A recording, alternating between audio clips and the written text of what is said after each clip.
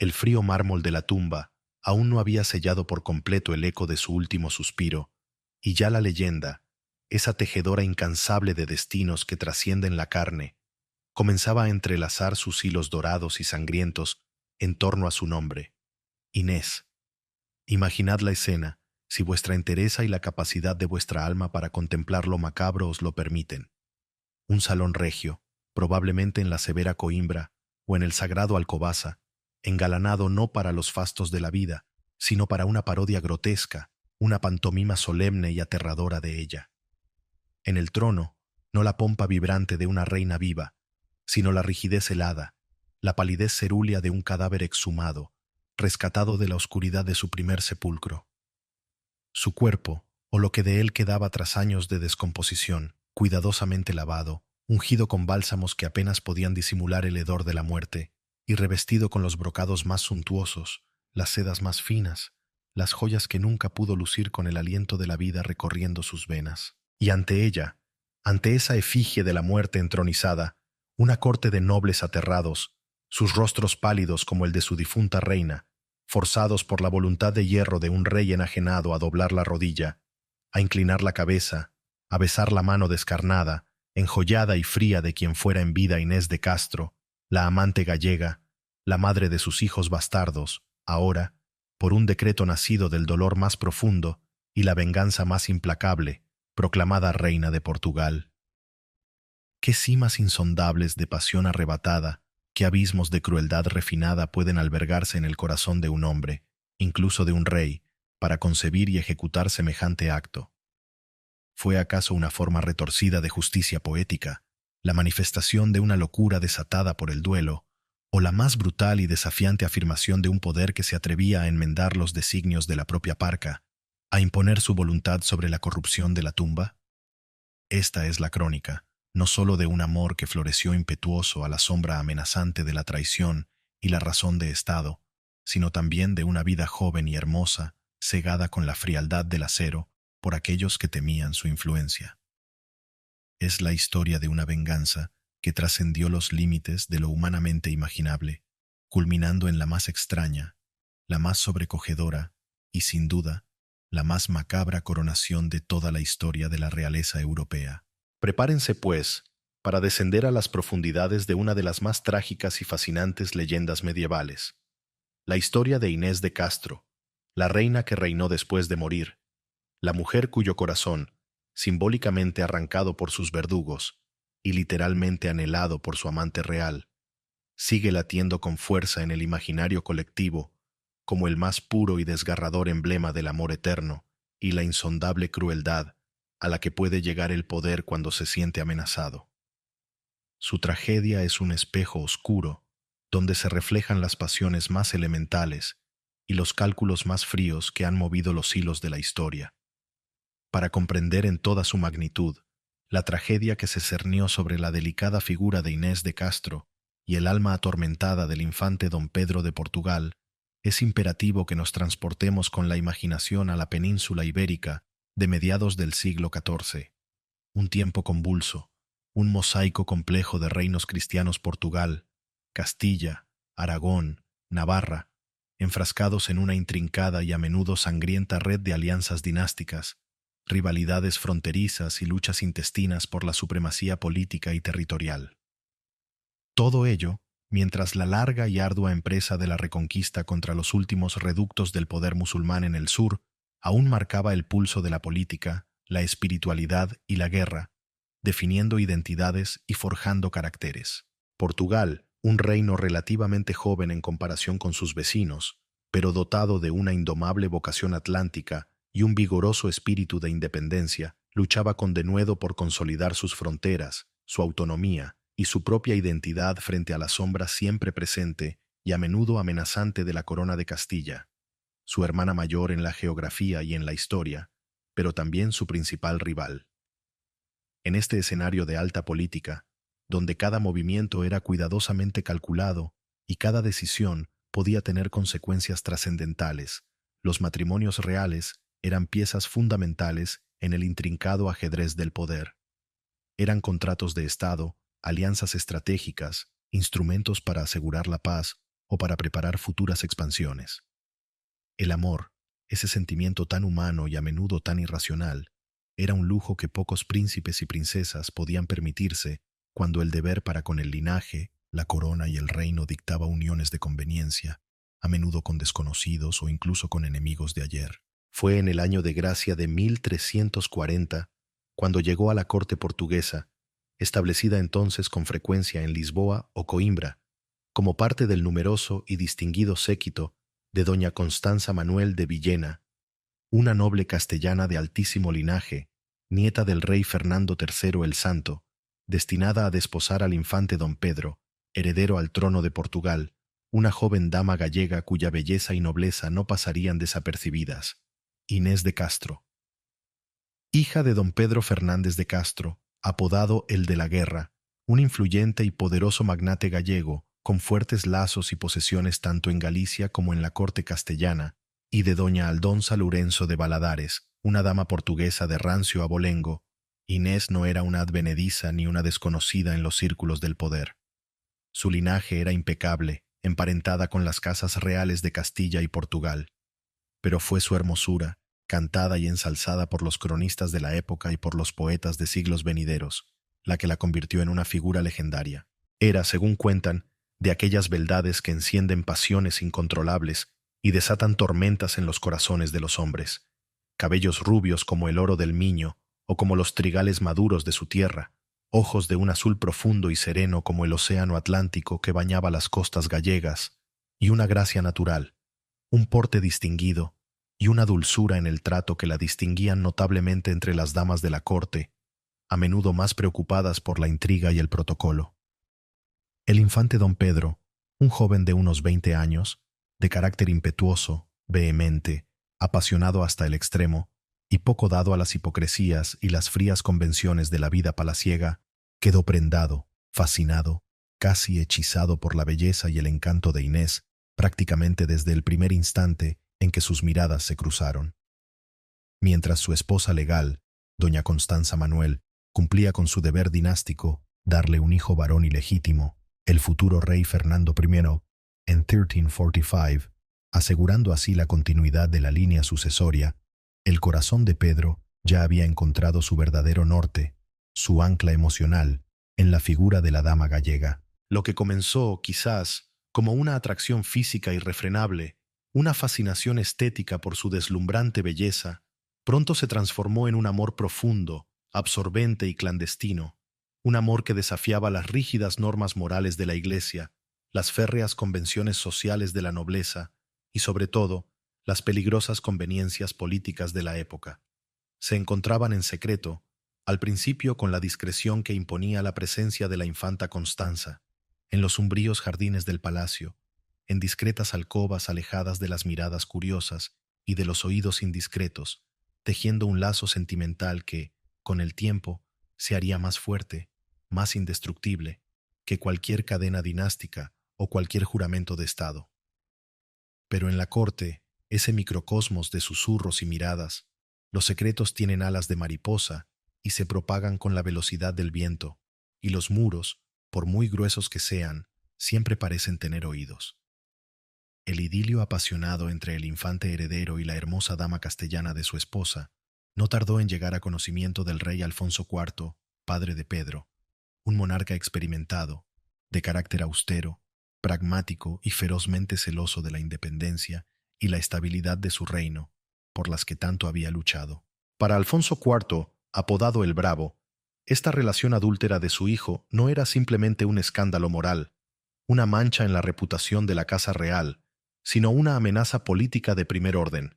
una potencial fuente de graves complicaciones para el futuro de Portugal.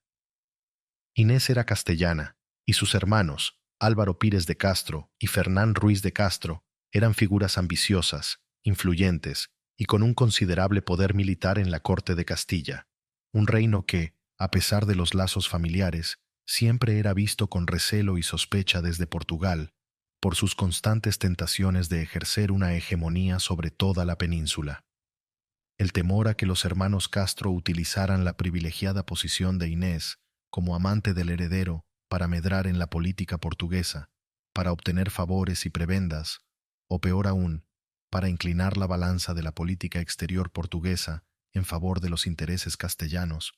comenzó a sembrar la semilla de la discordia y la desconfianza en el ánimo del rey y de sus consejeros.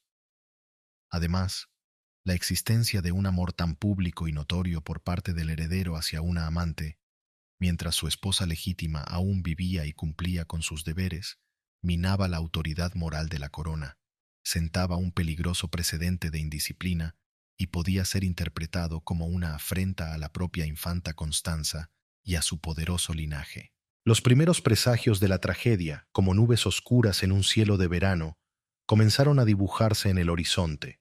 El rey Alfonso IV, instigado por sus consejeros más cercanos y por una parte significativa de la nobleza portuguesa, que veía con profundo recelo la creciente influencia de los Castro y el apasionamiento de Pedro por Inés, intentó por todos los medios a su alcance separar a los amantes. Se barajó la posibilidad de casar a Inés con algún noble menor de la corte, de enviarla de vuelta a Castilla bajo cualquier pretexto o incluso de encerrarla en un convento. Pero el amor de Pedro, terco, desafiante y ya profundamente arraigado, se resistía con vehemencia a cualquier imposición, a cualquier intento de separación. La atmósfera en la corte se enrarecía por momentos, cargándose de tensión y de intrigas subterráneas, y la sombra de la desgracia, aún difusa pero perceptible, comenzaba a planear sobre la hermosa y desdichada Inés, cuyo único crimen, a los ojos del mundo y de la razón de Estado, era amar con locura y ser amada con la misma intensidad por el futuro rey de Portugal. El destino, con su ironía a menudo cruel y despiadada, ya había comenzado a tejer, con hilos de pasión y de acero, la urdimbre de su trágico e inolvidable final, la espiral descendente, ese torbellino de pasiones, intrigas y temores de Estado que arrastraría a Inés de Castro hacia su fatídico y sangriento destino, se aceleró de manera vertiginosa con un acontecimiento que, paradójicamente, en un primer momento, podría haber sido visto por los dos amantes como una puerta abierta hacia la liberación, como el fin de un obstáculo. La muerte de doña Constanza Manuel, la esposa legítima del infante Pedro, en el año 1345, acaecida poco después de dar a luz a su tercer hijo, el infante Fernando, quien, con el tiempo, se convertiría en el rey Fernando I de Portugal, el último de la dinastía de Borgoña. Con la desaparición de la figura que legalmente ocupaba el lugar de esposa, Pedro se sintió, o quiso sentirse, libre para dar rienda suelta, sin disimulos ni cortapisas, al amor arrebatador que sentía por Inés. Se negó rotundamente, con la terquedad que lo caracterizaba, a contraer un nuevo matrimonio de conveniencia, tal como le exigían con insistencia su padre, el rey Alfonso IV, y la fría e impersonal razón de Estado, que veía en una nueva alianza matrimonial una oportunidad para fortalecer la posición de Portugal en el complejo tablero europeo. En lugar de ello, y desafiando abiertamente la autoridad paterna y las presiones de la corte, Pedro intensificó su relación con la dama gallega, llevándola a vivir con él de manera más o menos oficial. La instaló en Coimbra, ciudad que él frecuentaba y amaba, primero en dependencias del propio Palacio Real de la ciudad, y más tarde, buscando quizás una mayor intimidad y un refugio de las miradas críticas, en una hermosa quinta situada en las afueras, en un paraje idílico junto al monasterio de Santa Clara Abella, a orillas del río Mondego. Aquel lugar, escenario de sus amores y posteriormente de su tragedia, sería bautizado por la leyenda popular con una melancolía que perdura hasta nuestros días, como la Quinta das Lágrimas. Allí, en ese remanso de paz aparente, entre los frondosos árboles y el murmullo constante de las aguas del río, Pedro e Inés vivieron durante casi una década años de relativa felicidad, una especie de idilio pastoral, un paréntesis encantado que contrastaba violentamente con la tormenta política y las intrigas cortesanas que se gestaban a su alrededor, cada vez con mayor intensidad. De esta unión, considerada morganática por la mayoría de la nobleza y por la Iglesia ya, que no existía constancia pública de un matrimonio canónico, aunque algunos cronistas posteriores, claramente influenciados por la versión oficial que Pedro impondría tras la muerte de Inés, sugieren que ambos se casaron en secreto en Braganza. En una ceremonia discreta pero válida, nacieron 4 hijos. Alfonso, que, Murió Niño, Juan, Dionisio y Beatriz. Estos niños, aunque profundamente amados por su padre, quien nunca ocultó su afecto por ellos, eran vistos por gran parte de la nobleza portuguesa, y de manera muy especial por el rey Alfonso IV, como una fuente potencial de graves conflictos dinásticos en el futuro. La existencia de estos bastardos reales, como eran despectivamente calificados por sus detractores, planteaba una amenaza directa y tangible a la legitimidad y a los derechos sucesorios del infante Fernando, el heredero nacido del matrimonio legal con Constanza Manuel. Se temía, y no sin fundamento dada la pasión de Pedro por Inés y sus vástagos, que una vez que Pedro ascendiera al trono, intentara por todos los medios legitimar a sus hijos con Inés, quizás incluso nombrándolos sus sucesores en detrimento de Fernando, lo que inevitablemente sumiría al reino en una sangrienta guerra civil. Además de esta preocupación dinástica, la influencia de los hermanos de Inés, los poderosos y ambiciosos nobles castellanos, Álvaro Pírez de Castro y Fernán Ruiz de Castro, seguía siendo motivo de honda y creciente preocupación para el rey y para el círculo de consejeros que lo rodeaban. Estos dos personajes, hábiles en el manejo de las armas y en el tortuoso juego de la política cortesana, no solo visitaban con frecuencia a su hermana en Coimbra, manteniendo así un canal de comunicación directo con el heredero al trono portugués, sino que también, gracias al evidente favor y la protección del infante Pedro, comenzaban a ocupar puestos de relevancia y a ejercer una influencia cada vez mayor en la corte portuguesa. Para muchos nobles portugueses de rancio abolengo, celosos de sus prerrogativas y profundamente nacionalistas, esto era una afrenta intolerable, una peligrosa castellanización de la corte que ponía en jaque la independencia del reino y los intereses de la nobleza local. Los murmullos de descontento contra Inés y su familia se convirtieron en clamores abiertos, en acusaciones veladas de conspiración y traición. La presión sobre el rey Alfonso IV para que tomara medidas drásticas y definitivas contra lo que consideraban un nido de víboras castellanas en el corazón de Portugal aumentó considerablemente.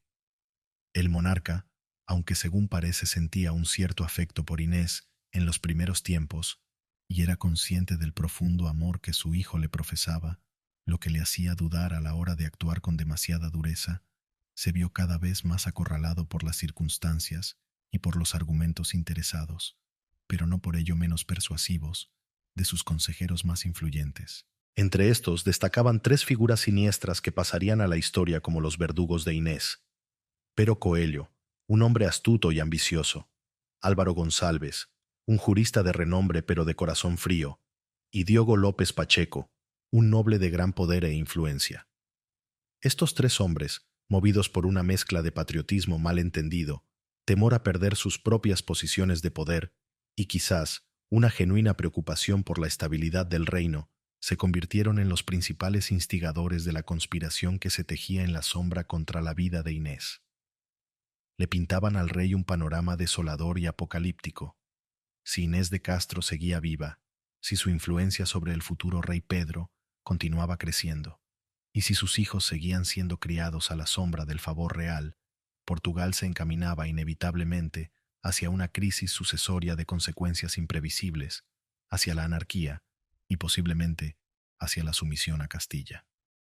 La única solución, susurraban insistentemente en los oídos del anciano y atribulado rey, era eliminar la raíz del problema de la manera más expeditiva posible. Inés de Castro debía morir. En un último intento por calmar los ánimos de la nobleza y alejar a Inés del centro de las intrigas políticas, el rey Alfonso IV ordenó su exilio al castillo de Albuquerque, una fortaleza situada en la inhóspita frontera con Castilla. Pero esta separación forzada, lejos de apagar la llama del amor de Pedro, no hizo sino avivarla con la fuerza de la desesperación. El infante, desolado por la ausencia de su amada, movió cielo y tierra, utilizó toda su influencia y sus contactos, hasta conseguir que el propio Papa Clemente VI intercediera ante el rey portugués para que Inés pudiera regresar a Portugal. El breve exilio no sirvió más que para demostrar la profundidad inquebrantable del vínculo que unía a los amantes y la férrea determinación de Pedro de no renunciar a Inés bajo ningún concepto. Sin embargo, El regreso de Inés a Coimbra, que Pedro celebró como una victoria, lejos de significar un respiro o una solución, no hizo sino sellar su sentencia de muerte. Para sus enemigos, su capacidad de influir sobre el ánimo del heredero al trono, incluso desde la lejanía del exilio, era la prueba definitiva e irrefutable de que representaba un peligro que no podía ser ignorado ni subestimado por más tiempo. La situación de Inés, a pesar del amor incondicional de Pedro, se volvía cada vez más precaria, más peligrosa. Aunque contaba con la protección apasionada de su amante, éste aún no era rey, y su poder para defenderla de las maquinaciones de su padre y de la creciente hostilidad de la corte era, en última instancia, limitado. Inés vivía en una jaula dorada en su Quinta das Lágrimas, rodeada del amor de sus hijos y de Pedro, pero cada vez más aislada del mundo exterior, dolorosamente consciente de las miradas de odio, de los silencios hostiles y de los susurros emponzoñados que la señalaban como la causa de todos los males del reino. La desesperación, la angustia y un temor constante comenzaban a hacer mella en su ánimo, aunque intentara ocultarlo tras una fachada de aparente serenidad. Sabía, con la certeza intuitiva de quien se siente acorralado, que su vida pendía de un hilo muy delgado, un hilo que los enemigos de su amor estaban decididos a cortar más pronto que tarde. La paranoia, quizás plenamente justificada en aquellas circunstancias, pudo haberse instalado en su espíritu, haciéndole ver enemigos en cada sombra, presagios funestos en cada palabra ambigua, en cada silencio prolongado. La espiral descendente, implacable, se hacía cada vez más estrecha, y el abismo oscuro de la muerte se abría a sus pies, inexorable, hambriento y cada vez más cercano. La sombra del verdugo, esa presencia intangible pero pavorosa que se había ido alargando progresivamente sobre la figura de Inés de Castro, comenzó a proyectarse de manera tangible e implacable a medida que el año de 1354 se consumía y las primeras semanas del funesto 1355 se adentraban en el calendario. El rey Alfonso IV, un hombre que había dedicado la mayor parte de su largo y agitado reinado a la ardua tarea de consolidar la independencia, la seguridad y la prosperidad del reino de Portugal, se encontraba en una encrucijada terrible, enfrentado a un dilema que desgarraba su conciencia de padre y su responsabilidad de monarca. Por un lado, el amor filial, aunque profundamente erosionado y tensado hasta el límite por las continuas desobediencias, los desafíos y la abierta rebeldía de su hijo Pedro en todo lo concerniente a Inés, le hacía dudar, vacilar, retroceder ante la idea de tomar una medida tan drástica, tan irreversible y tan cruel contra la mujer que su heredero amaba, con una pasión que rayaba en la obsesión. Por otro lado, la fría e implacable razón de Estado, ese argumento supremo que a menudo exige sacrificios inhumanos en el altar del bien común, le gritaba con voz insistente que la supervivencia de su linaje en el trono, la paz interna del reino y la preservación de la soberanía portuguesa frente a las apetencias castellanas exigían un sacrificio doloroso, pero necesario. Sus consejeros de mayor confianza, los ya mencionados Pero Coelho, Álvaro González y Diogo López Pacheco, no cesaban en su perniciosa labor de zapa, en susurrarle al oído argumentos emponzoñados, presentándole a Inés no como una simple amante del infante, sino como una peligrosa y astuta agente de influencia castellana, una manipuladora que utilizaba su belleza y su encanto para dominar la voluntad de Pedro, una usurpadora en potencia de los legítimos derechos sucesorios del infante Fernando,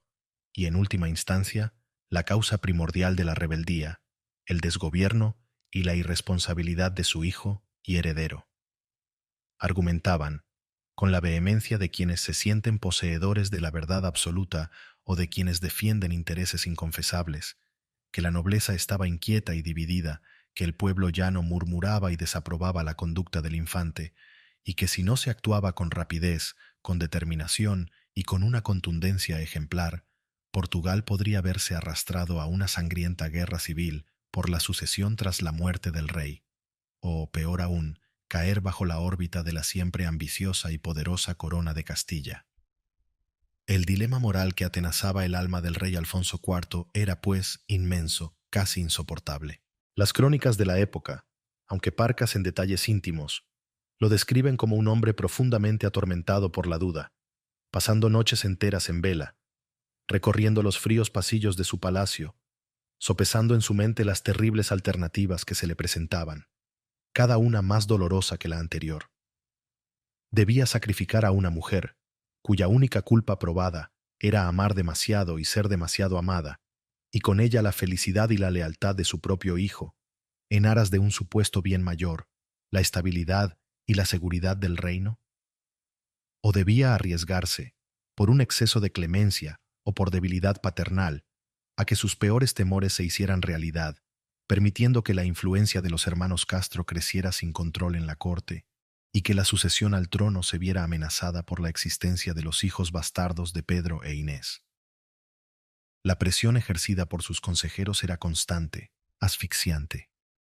Finalmente, tras muchas vacilaciones, tras muchos debates internos y externos, y según algunos historiadores aprovechando una ausencia estratégica del infante Pedro, quien se encontraba en una de sus habituales partidas de caza, lejos de Coimbra y de la posibilidad de proteger a Inés, el rey tomó la fatal e irrevocable decisión. Cediendo a las instancias de sus consejeros, o quizás finalmente convencido por sus propios temores y por un sentido exacerbado de su deber como monarca, Alfonso IV dio su consentimiento tácito o explícito para que se pusiera fin a la vida de Inés de Castro. La conspiración, urdida durante meses en los oscuros y fríos pasillos del poder, entre susurros y miradas cómplices, comenzó a tomar forma con una celeridad espeluznante una vez obtenido el plácet real. El plan, en su concepción, era sencillo y brutal. El rey, acompañado de sus 3 consejeros principales y una pequeña pero decidida escolta armada, viajaría a Coimbra, donde Inés residía en la Quinta das Lágrimas, y allí, lejos de la corte de Lisboa y de posibles interferencias, se ejecutaría la sentencia sin más dilación ni contemplaciones. Mientras tanto, en su refugio de Coimbra, Inés vivía en una ignorancia casi total de la sentencia de muerte que ya pesaba sobre su cabeza, aunque no del todo ajena a los peligros difusos que la acechaban y al odio que su figura despertaba en ciertos sectores de la corte. Su vida en la Quinta, aunque aparentemente idílica y protegida por el amor de Pedro, estaba teñida en sus últimos tiempos por una melancolía creciente, por una sensación de aislamiento y por un temor indefinido, pero persistente. Los días transcurrían, monótonos y cargados de presagios, entre el cuidado de sus pequeños hijos, a los que se aferraba con la fuerza de una leona, y los solitarios paseos por los hermosos jardines que bordeaban el río Mondego, cuyas aguas parecían susurrarle advertencias incomprensibles. La alegría y la despreocupación de antaño se habían visto empañadas por la incertidumbre del futuro y por el creciente aislamiento al que se veía sometida. Sabía, porque las noticias, aunque filtradas, llegaban hasta sus oídos, que era odiada por una parte influyente de la nobleza portuguesa, y que su amor por Pedro era considerado no solo un escándalo, sino una grave amenaza para la estabilidad del reino. Quizás recibiera esporádicas noticias alarmantes de amigos o servidores leales que aún le quedaban en la corte, o quizás fuera simplemente la aguda intuición femenina, ese sexto sentido que se agudiza ante el peligro, la que le advertía de la inminencia de una desgracia. Se dice que pasaba largas horas rezando en la capilla del cercano convento de Santa Clara,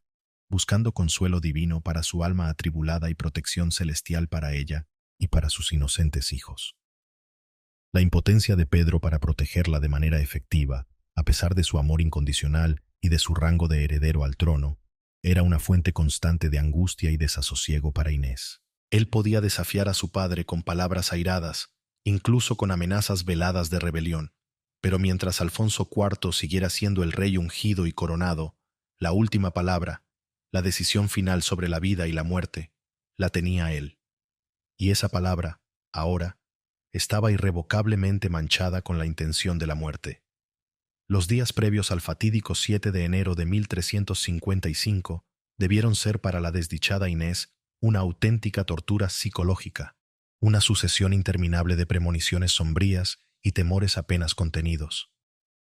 Cada ruido desconocido en la noche, cada rostro adusto de un servidor, cada ausencia prolongada de noticias de Pedro, debían alimentar sus peores pesadillas, sus más oscuros presentimientos. Se aferraba a sus hijos como un náufrago a una tabla en medio de una tempestad furiosa, buscando en sus risas inocentes, en sus abrazos infantiles, un resquicio de esperanza, una razón para creer que el destino no sería tan cruel, tan implacable. Pero el deterioro de su situación era ya imparable. La maquinaria de la muerte, una vez puesta en marcha por la voluntad real, avanzaba con la precisión fría de un mecanismo de relojería y nada ni nadie en el reino parecía capaz o dispuesto a detenerla. Los asesinos, con el beneplácito del rey, afilaban ya sus dagas y sus conciencias, y el propio Alfonso IV, con el corazón seguramente encogido por un dolor paternal que no podía o no quería expresar, pero con la voluntad férrea de un monarca convencido de cumplir con su deber, se preparaba para cometer el acto que mancharía para siempre la memoria de su reinado y que desataría la furia de su hijo de una manera que ni él ni sus astutos consejeros podían siquiera comenzar a imaginar. La sombra del verdugo ya no era una amenaza lejana y difusa. Se cernía, densa y tangible, directamente sobre los tejados de la Quinta das Lágrimas, lista para descargar su golpe mortal y silenciar para siempre la voz y la risa de Inés.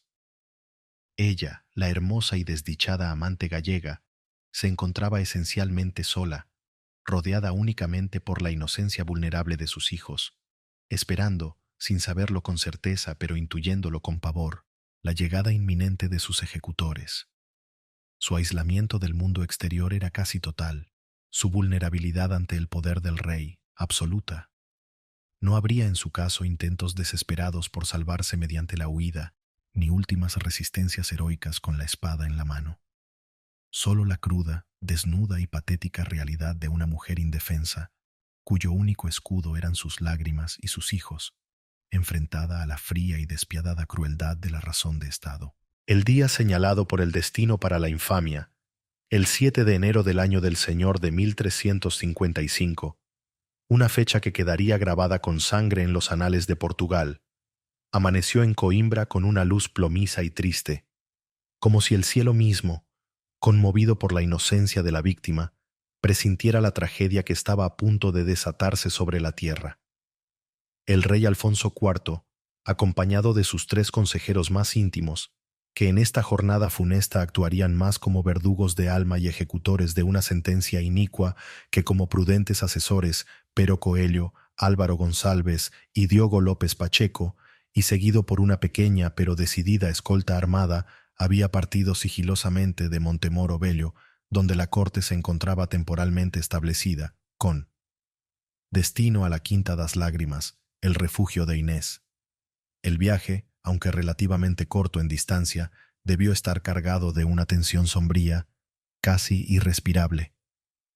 Uno puede imaginar al rey, con sus cabellos ya encanecidos y el rostro surcado por las preocupaciones del gobierno, luchando en silencio contra sus últimos remordimientos, quizás evocando la imagen de su hijo Pedro o la de los nietos que estaba a punto de dejar huérfanos de madre. Y a su lado, los 3 consejeros, reafirmándose mutuamente en la necesidad imperiosa y la supuesta justicia del acto que iban a cometer, acallando cualquier atisbo de duda o piedad que pudiera surgir en el ánimo del monarca. Mientras tanto, en la quinta, a orillas del Mondego, Inés de Castro, completamente ajena a la siniestra comitiva que se acercaba con intenciones asesinas, pasaba las primeras horas de la mañana en la compañía de sus pequeños hijos. Las crónicas posteriores, y la leyenda que con tanto esmero se ha tejido sobre ellas a lo largo de los siglos, pintan un cuadro de doméstica serenidad, de inocencia y ternura maternal, que hace aún más desgarrador y brutal el contraste con la violencia que se avecinaba. Se dice que estaba en los jardines, disfrutando de la fresca brisa matinal, cerca de la fuente que hoy lleva su nombre, la Fonte dos Amores, cuyas aguas, según la tradición popular, brotaron de sus lágrimas o se tiñeron con su sangre. O quizás se encontraba en el interior de la casa, en alguna estancia soleada, enseñando a leer a sus pequeños, o cantándoles en voz baja alguna dulce y melancólica cantiga de su lejana tierra gallega. La noticia de la llegada inesperada del rey a las puertas de la quinta debió sorprenderla profundamente, y quizás incluso, en un primer instante, albergar en su corazón una fugaz y temblorosa esperanza. ¿Vendría el monarca a parlamentar, a escuchar sus razones, a ofrecer alguna solución negociada a aquel conflicto que tanto dolor estaba causando? ¿Acaso, en un gesto de magnanimidad, venía a mostrar clemencia, a perdonar sus supuestas culpas? La cruda realidad, sin embargo, se encargaría en pocos minutos de destrozar brutalmente cualquier atisbo de ilusión. Cuando Alfonso IV y sus siniestros secuaces irrumpieron en la quinta, sin anunciarse, sin contemplaciones, la atmósfera se cargó de una electricidad mortal, de un terror palpable. Inés, al ver los rostros pétreos y las miradas gélidas de los consejeros, al percibir la presencia amenazante de la escolta armada, comprendió al instante, con la lucidez que otorga el miedo extremo, la gravedad de la situación y el propósito oscuro de aquella visita. Sin pensarlo dos veces, movida por el instinto maternal más primario, corrió al encuentro del rey, no para desafiarlo ni para increparlo, sino para suplicar, para implorar por su vida. Y lo hizo de la manera más conmovedora y desesperada que una madre puede concebir. Se arrojó a los pies del monarca, aferrándose a sus rodillas y presentando a sus hijos pequeños, a los nietos del propio rey, como escudos humanos ante la inminente agresión, como argumento supremo e irrefutable de su inocencia y de la crueldad que se pretendía cometer. Las palabras que la tradición, embellecida por la pluma de poetas y dramaturgos, pone en boca de Inés en aquel trance supremo, son un lamento desgarrador, una súplica que traspasa los siglos. Señor, por la pasión de Cristo, tened piedad de mí. Si mis errores, si mi amor por vuestro Hijo merecen castigo, que vuestra justicia caiga sobre mi cabeza, pero no queráis ser cruel con quien nunca os ha ofendido, ni ha deseado mal a vuestro reino. Mirad a estos niños, Señor, sangre de vuestra sangre, carne de vuestra carne, vuestros nietos inocentes, que con sus lágrimas y sus manitas extendidas os piden clemencia para su desventurada madre. Si a mí me habéis de matar, si mi muerte es necesaria para la paz de Portugal, que sea al menos lejos de sus ojos inocentes, para que no crezcan con el recuerdo imborrable de tan horrible espectáculo, para que la imagen de su madre asesinada no atormente sus sueños por el resto de sus vidas. La escena debió ser de una intensidad dramática insoportable, un auténtico vía crucis emocional. Los niños, asustados por la brusquedad de los acontecimientos y por la angustia de su madre, llorando desconsoladamente, abrazados con fuerza a sus faldas. Inés, con su legendaria belleza empañada por las lágrimas del terror y la súplica, el cabello revuelto, la voz quebrada por la emoción, implorando clemencia con la elocuencia desesperada de quien se sabe al borde del abismo. Y el rey Alfonso, el temido bravo, enfrentado de la manera más directa y cruel a la imagen viva de su propia tiranía, viendo en los rostros aterrados de sus nietos el reflejo de la sangre inocente que estaba a punto de derramar. Por un instante, solo un instante fugaz, la leyenda cuenta que el corazón de piedra del viejo rey vaciló. La visión de aquellos niños inocentes, su propia sangre, suplicando con gestos y balbuceos por la vida de su madre, pareció conmoverlo profundamente. Se dice que estuvo a punto de ceder, de perdonar, de revocar la sentencia, de dar media vuelta y dejar a Inés en paz, quizás exiliada, pero viva. Pero sus consejeros, Pero Coelho y Álvaro González principalmente, temiendo que la debilidad sentimental del monarca echara por tierra sus cuidadosamente urdidos planes y los expusiera a la futura venganza de Pedro, intervinieron con presteza y con una crueldad calculada. Con palabras duras, con argumentos falaces sobre la razón de Estado, le recordaron al rey los supuestos peligros que acechaban al reino, la constante amenaza castellana, la inestabilidad que generaría una sucesión disputada, la necesidad de un escarmiento ejemplar para restaurar la autoridad real. Diogo López Pacheco, más taimado y sutil, quizás apeló al honor del rey, a la palabra dada, a la imposibilidad de retroceder una vez tomada una decisión de tal calibre. La balanza, que por un efímero instante pareció inclinarse tímidamente hacia la piedad y la clemencia, volvió a caer con todo su peso inexorable del lado de la muerte. Alfonso IV, con el alma seguramente rota en 1000 pedazos, pero con la decisión fatal reafirmada por la presión implacable de sus hombres, apartó la mirada de la escena desgarradora de Inés y de sus nietos, y con un gesto mudo o una palabra apenas susurrada, dio la señal convenida a los ejecutores. Lo que siguió fue una carnicería breve pero espantosa, un acto de barbarie indigno de un rey cristiano. Los asesinos designados, Pero Coelho, Álvaro González, y según algunas fuentes, aunque él siempre lo negaría, el propio Diogo López Pacheco, se abalanzaron como lobos hambrientos sobre la indefensa Inés. No hubo juicio formal, ni oportunidad de defensa, ni la más mínima sombra de un proceso legal que pudiera justificar aquella atrocidad. Fue un asesinato a sangre fría, brutal, cobarde y premeditado. Las crónicas y los relatos posteriores difieren en los detalles exactos de la ejecución, como suele ocurrir cuando el horror se mezcla con la leyenda. Algunas versiones, las más truculentas y quizás las más difundidas, hablan de que fue apuñalada repetidamente en el pecho, su corazón literalmente atravesado por las dagas afiladas de sus verdugos, en un acto de saña que buscaba no solo quitarle la vida, sino también destruir simbólicamente el órgano que había albergado su amor por Pedro. Otras, quizás más acordes con la práctica judicial de la época para ciertos delitos considerados de lesa majestad o traición, sugieren que fue decapitada allí mismo, en los jardines o en alguna estancia interior de la quinta, en presencia de sus hijos aterrados,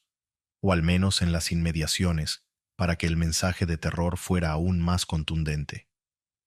El lugar exacto del martirio, ya fuera en los floridos jardines, junto a la fuente que manaría lágrimas eternas, o en la fría intimidad de alguna habitación, se ha convertido con el paso de los siglos en un santuario de la leyenda, un lugar sagrado y maldito a la vez, teñido para siempre en el imaginario popular con la sangre inocente de Inés. Sus últimas palabras, si es que pudo pronunciar alguna entre el terror pánico y el dolor atroz de las heridas, se perdieron en el tumulto, ahogadas por los gritos desgarradores de sus hijos y los gruñidos de esfuerzo y odio de sus asesinos. Lo cierto, lo indudable, es que allí, a orillas del sereno río Mondego, en un día gris y aciago de enero, la vida de Inés de Castro, la hermosa Cuello de Garza, fue brutalmente cegada, truncada en la flor de su juventud. Su cuerpo, antaño objeto de deseo, admiración y envidia, quedó tendido en el suelo, inerte, ensangrentado, abandonado como un despojo, mientras sus pequeños hijos eran apartados a la fuerza de la macabra escena por los servidores del rey. Alfonso IV, una vez consumado el crimen que mancharía su nombre para la eternidad, se retiró con sus hombres, dejando atrás un rastro de horror, desolación y una sed de venganza que ardería con furia inextinguible en el corazón de su hijo. El asesinato de Inés de Castro no fue solo la muerte de una mujer, por muy amada que fuera.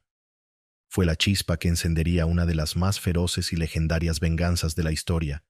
y que elevaría a su víctima a la categoría de mito inmortal, de símbolo eterno del amor trágico. La última noche había caído, oscura y definitiva, sobre la desdichada Inés, y el golpe final, cruel y certero,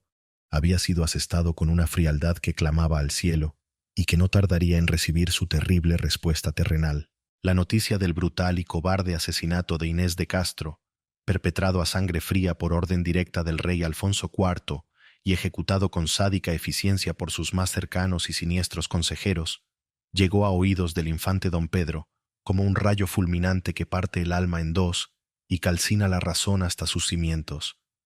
Si el amor que el infante sentía por la hermosa gallega había sido en vida una hoguera de pasión ardiente e irrefrenable, el dolor, la rabia y la furia que se apoderaron de él ante la confirmación de su muerte se convirtieron en un incendio devastador, una conflagración de odio primordial y sed insaciable de venganza que amenazó con consumir los pilares mismos del reino de Portugal. Pedro, quien según la mayoría de las fuentes históricas se encontraba ausente de Coimbra en el momento del crimen, quizás en una de sus habituales y prolongadas partidas de caza, o atendiendo asuntos de gobierno en otra parte del país, una ausencia que sin duda fue aprovechada por sus enemigos para ejecutar sus planes,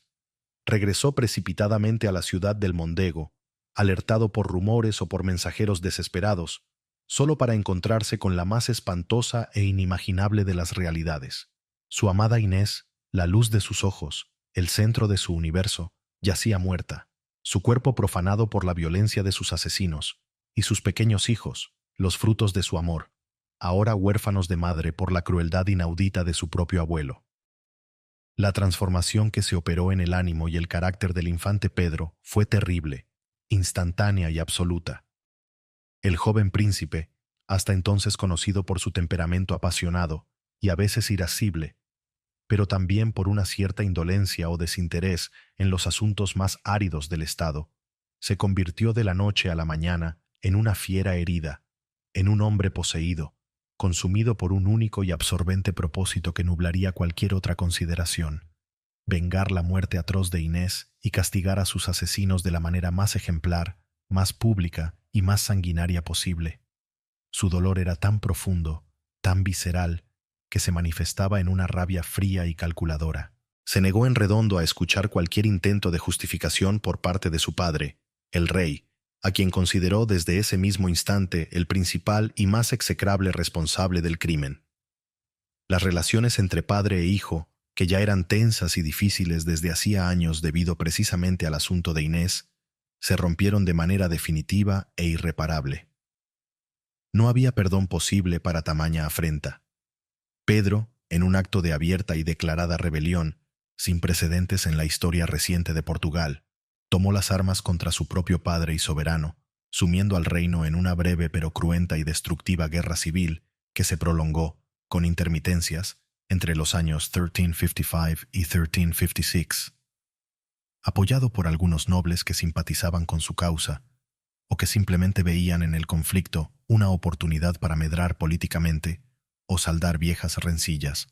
y contando con la ayuda inestimable de los poderosos hermanos de Inés, los Castro, quienes desde Castilla clamaban también venganza por la muerte de su hermana,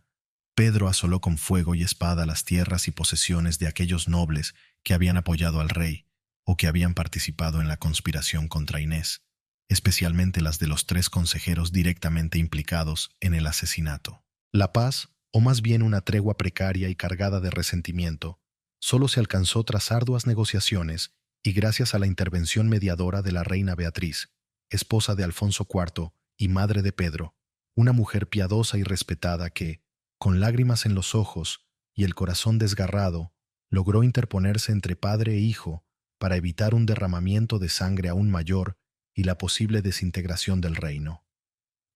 Pedro aceptó finalmente deponer las armas y reconciliarse aparentemente con su padre, pero con la condición implícita, no escrita pero entendida por todos, de que, una vez que él ascendiera al trono, tendría completa libertad para impartir su propia y particular justicia sobre los asesinos de Inés. El rey Alfonso IV, viejo, cansado, desgastado por el conflicto con su hijo y, según algunos cronistas, atormentado en sus últimos meses por el peso de la culpa y el fantasma de Inés, murió poco después, en mayo de 1357. Su muerte allanó de manera definitiva el camino para el ascenso al trono de su hijo, quien sería coronado como Pedro I de Portugal, un rey que pasaría a la posteridad con 2 apelativos que resumen a la perfección la dualidad aterradora de su carácter y de su reinado. El justiciero, por su celo en la administración de una justicia rápida y a menudo implacable, y el cruel, por los métodos sanguinarios y a veces sádicos que empleó para castigar a sus enemigos, especialmente a aquellos que habían tenido alguna participación en la muerte de su amada. Apenas ciñó la corona real sobre sus sienes, Pedro I se dedicó con una obsesión metódica, fría y feroz, a la tarea prioritaria de cazar a los asesinos de Inés. Pero Coello, Álvaro González y Diogo López Pacheco, plenamente conscientes de la que se les venía encima con el nuevo rey, habían huido de Portugal nada más conocer la muerte de Alfonso IV, buscando refugio en el vecino y a menudo turbulento reino de Castilla, gobernado entonces por otro Pedro I, también conocido, qué ironía del destino, como el cruel o el justiciero. El nuevo rey de Portugal, utilizando todos los resortes de la diplomacia, la presión política y, según se dice, cuantiosos sobornos, y aprovechando un acuerdo preexistente de extradición de fugitivos entre ambos reinos, o quizás forjando uno nuevo a medida, consiguió que el rey de Castilla capturara y entregara a Pero Coello y Álvaro González. Diogo López Pacheco, El tercero de los implicados, más astuto, con mejores contactos o simplemente con más suerte, logró escapar de Castilla antes de ser apresado y encontrar refugio primero en Aragón y más tarde en Francia, salvando así la vida, aunque viviría el resto de sus días como un proscrito, siempre mirando por encima del hombro. La suerte de Coelho y González fue, en cambio, espeluznante, un ejemplo paradigmático de la justicia expeditiva y terrible de Pedro I. El rey portugués no estaba interesado en un juicio formal, con abogados y pruebas. Para él, la culpabilidad de ambos era manifiesta, y su veredicto ya estaba dictado desde hacía años por el dolor inextinguible y la sed insaciable de venganza. Según relatan las crónicas de la época, con un detalle que estremece, y aunque algunos historiadores modernos tienden a matizar o a dudar de los aspectos más escabrosos y truculentos del relato, la ejecución de los dos asesinos, llevada a cabo en Santarém en 1361, fue un espectáculo de una crueldad inaudita, meticulosamente diseñado para satisfacer la furia acumulada del rey y para servir como terrible advertencia a cualquier otro que osara desafiar su voluntad o tocar a sus seres queridos. Se dice que Pedro I presidió personalmente el suplicio, observando cada detalle con una atención fría y casi científica. A uno de ellos, Pero Coelho, acusado de haber sido el principal instigador y de haber golpeado el corazón de la política real con sus consejos, le fue arrancado el corazón por la espalda, mientras aún vivía y era plenamente consciente, como simbólico castigo por haber traicionado la confianza del anterior rey y por haber aconsejado la muerte de Inés. Al otro, Álvaro González, culpable de haber participado directamente en la ejecución material, le fue arrancado el corazón por el pecho, en un macabro y terrible paralelismo con el sufrimiento que su acción había infligido al corazón del propio Pedro. La leyenda más truculenta, aquella que busca resaltar la ferocidad casi animal del rey en su venganza, incluso llega a afirmar que Pedro I, en un arrebato de furia demencial, llegó a morder los corazones aún calientes y sangrantes de sus víctimas.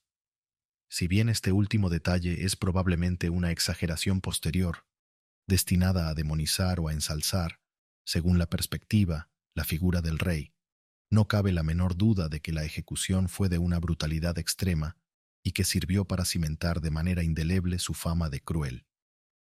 Pero la venganza de Pedro, por muy terrible que fuera, no se detuvo ahí, en la simple eliminación física de los verdugos. Necesitaba algo más, algo que trascendiera la carne y la sangre, algo que restaurara el honor mancillado de Inés, que legitimara su amor ante el mundo y, sobre todo, ante sí mismo y ante la posteridad.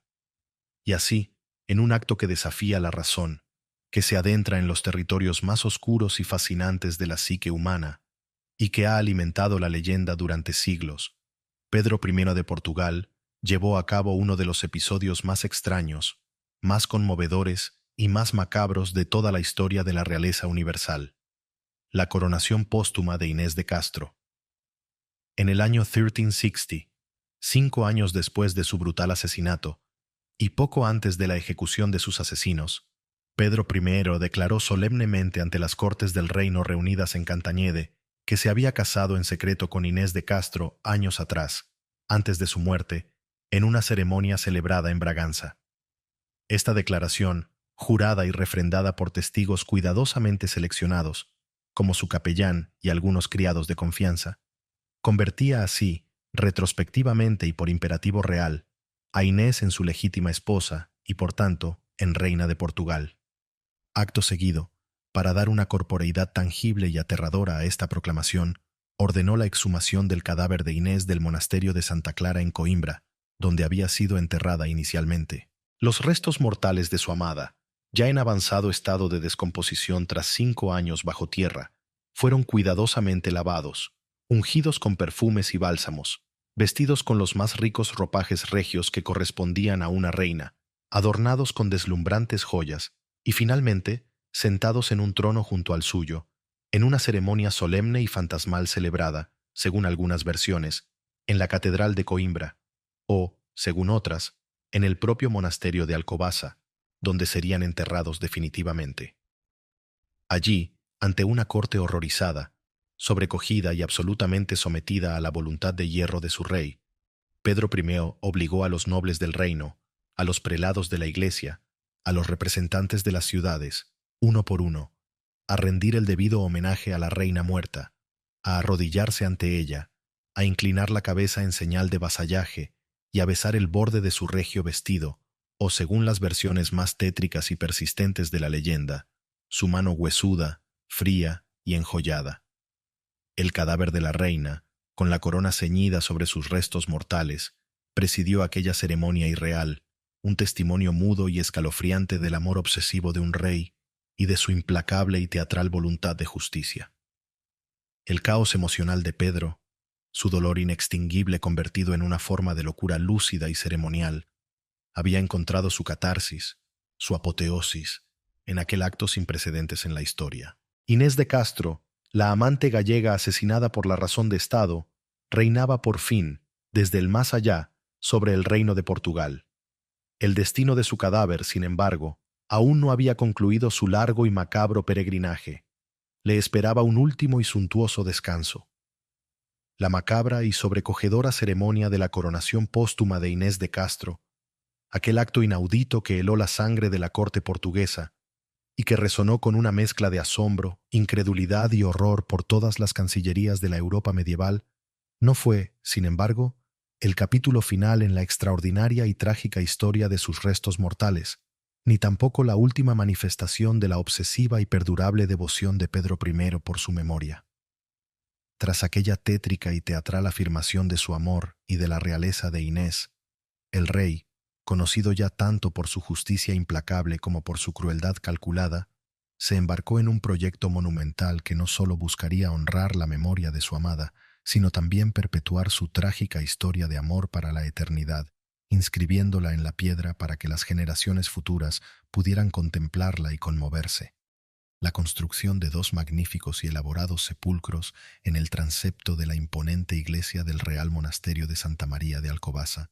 uno de los panteones regios más importantes y venerados de Portugal. Estas tumbas, consideradas hoy como auténticas obras maestras de la escultura gótica tardía portuguesa,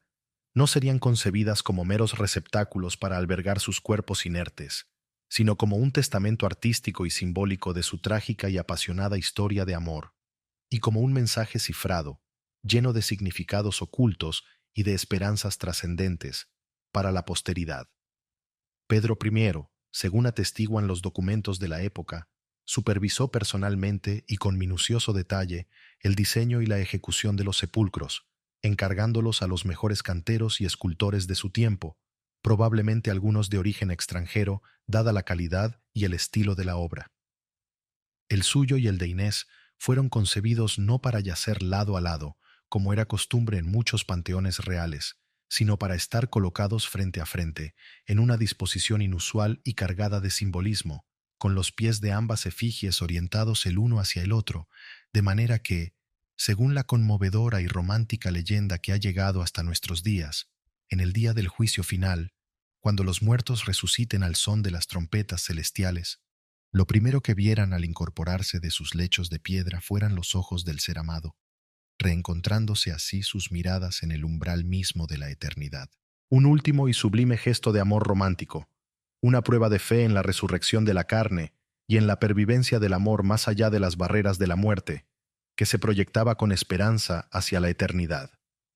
Entre los años 1361 y 1362, una vez que el suntuoso sepulcro destinado a Inés estuvo completamente terminado y listo para recibir sus restos, se procedió a su traslado desde Coimbra, donde había permanecido desde su exhumación y coronación póstuma, hasta el monasterio de Alcobaza.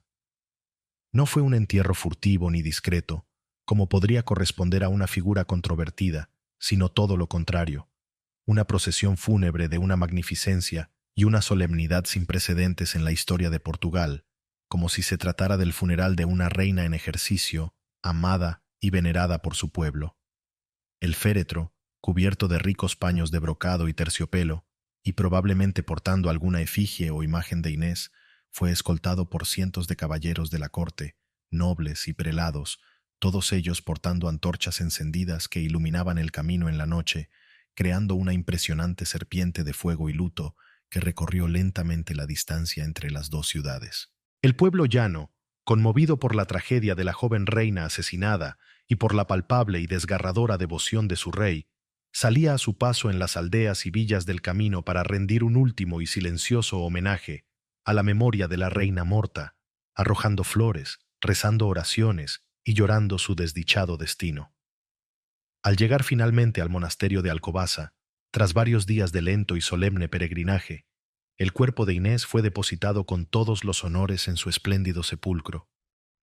Una auténtica obra de arte en piedra blanca y fina, finamente tallada con una profusión de detalles asombrosa.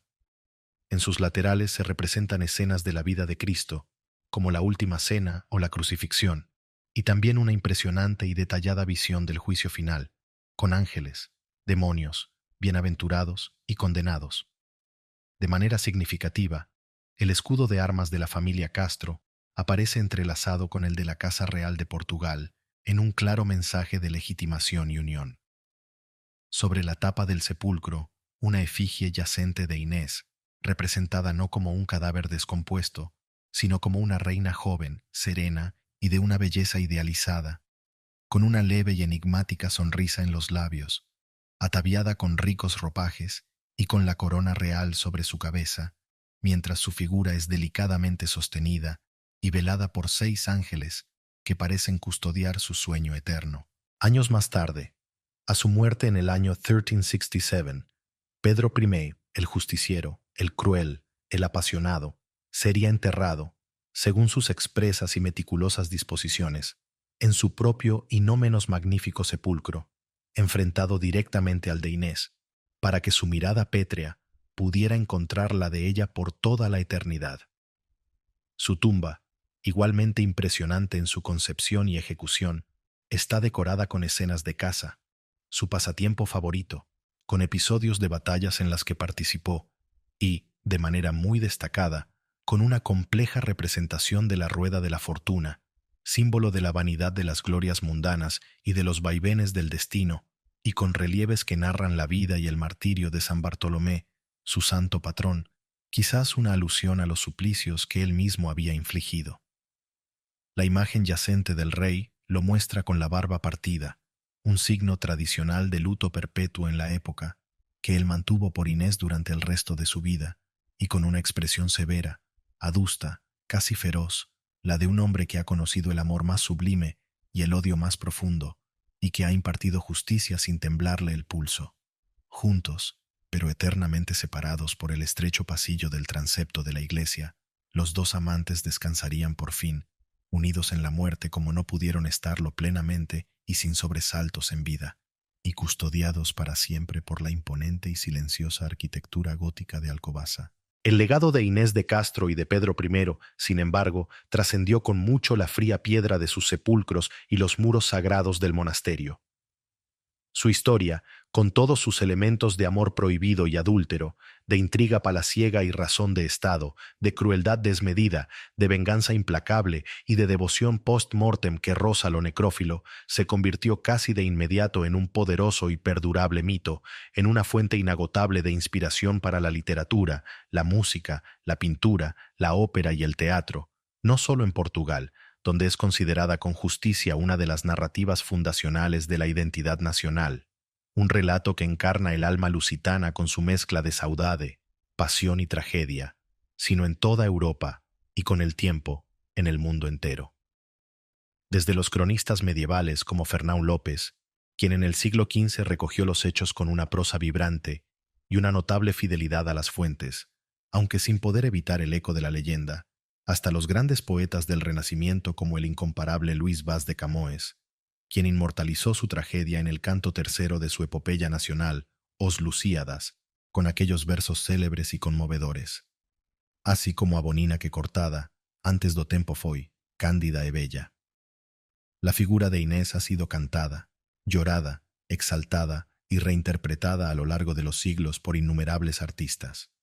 Dramaturgos españoles como Luis Vélez de Guevara con su Reinar después de morir, franceses como Henry de Montherlant e incluso ingleses, llevaron su apasionante y terrible historia a los escenarios, conmoviendo a audiencias de todas las épocas. Pintores románticos y academicistas, seducidos por el dramatismo de la historia, plasmaron en sus lienzos la etérea belleza de Inés, la fría crueldad de sus asesinos, la desesperación furibunda de Pedro y la escena macabra de la coronación póstuma. Su muerte y la subsiguiente y terrible venganza de Pedro plantean hasta el día de hoy profundas e inquietantes reflexiones sobre la naturaleza del poder, los límites de la justicia, el peso de la razón de Estado frente a los derechos individuales y la capacidad del ser humano para el amor más sublime y para la crueldad más abyecta. La historia de Inés de Castro nos recuerda, con una fuerza que no ha perdido vigencia, que el amor, en sus formas más intensas y verdaderas, puede desafiar las convenciones sociales más arraigadas y los poderes políticos más absolutos, pero también que ese desafío, en un mundo regido por intereses y ambiciones, puede tener consecuencias terribles y fatales. Nos habla, con la elocuencia de la tragedia, de la fragilidad de la vida humana, especialmente la de las mujeres en posiciones vulnerables, frente a los fríos cálculos de la política, y de cómo la memoria de una injusticia flagrante puede alimentar el deseo de venganza hasta extremos inimaginables, transformando a un hombre justo en un verdugo implacable. Pero, sobre todo, y quizás esto explique su pervivencia en el imaginario colectivo, su historia es un canto desgarrador y eterno a la persistencia del amor más allá de las barreras de la muerte. Un amor que, a través del arte, de la leyenda y del testimonio mudo de esas dos tumbas enfrentadas en Alcobaza, ha logrado vencer al olvido y seguir conmoviendo los corazones de quienes la escuchan o la leen, siglo tras siglo. Y así, en el silencio majestuoso y venerable del monasterio de Alcobaza, las efigies de Pedro e Inés se contemplan mutuamente a través del tiempo, esperando quizás ese juicio final en el que, según la fe de su tiempo y la esperanza de su amor, todas las verdades serán finalmente reveladas y todas las injusticias terrenales encontrarán su definitiva reparación. Su historia, como un río subterráneo, sigue fluyendo en la conciencia de Occidente, resonando hasta nuestros días, invitándonos a reflexionar sobre las pasiones indómitas que mueven el mundo y sobre el precio, a menudo demasiado alto, que hay que pagar por ellas. ¿Qué opinas tú, espectador de esta tragedia remota pero siempre actual, sobre este final, sobre esta historia de amor y muerte que desafía los límites de lo creíble y que nos enfrenta a las contradicciones más profundas del alma humana? ¿Fue la venganza de Pedro una forma de justicia poética, una catarsis necesaria para un corazón desgarrado, o simplemente una espiral de violencia que perpetuó el horror y la barbarie? Te invito a dejar tu reflexión, tu sentir, tu juicio en los comentarios que acompañan esta crónica. Y si estas narraciones que se adentran sin temor en los rincones más oscuros, más apasionados y más conmovedores de la historia te interpelan, te emocionan o te hacen pensar, no olvides suscribirte a nuestro canal, darle a me gusta como señal de tu aprecio y compartir este relato para que más almas inquietas y curiosas puedan conocer las verdades, a menudo amargas pero siempre fascinantes, que se esconden tras los velos del tiempo. Juntos, seguiremos desvelando los ecos que la historia, con sus luces y sus sombras, ha dejado impresos en la memoria de la eternidad.